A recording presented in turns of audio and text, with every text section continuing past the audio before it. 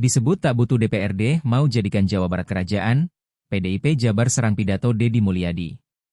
Masih bergulir, perseteruan antara Gubernur Jawa Barat Deddy Mulyadi dan anggota DPRD Jawa Barat dari fraksi PDI Perjuangan.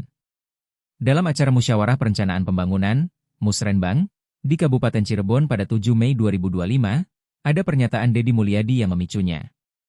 Deddy mengungkapkan bahwa bekerja sama dengan DPRD memakan waktu yang lama dalam acara tersebut. Anggota DPRD Jabar Doni Maradona Huta Barat kemudian merespons pernyataan tersebut, seraya mengatakan, ucapan Deddy Mulyadi seakan tidak lagi membutuhkan DPRD.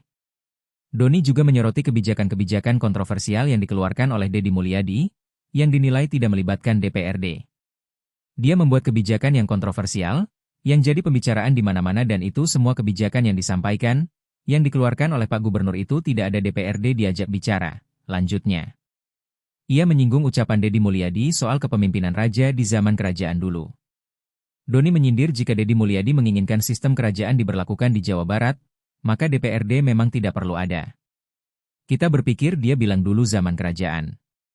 Mungkin Pak Deddy mau ini jadi kerajaan, kalau jadi kerajaan memang tidak butuh DPRD, katanya.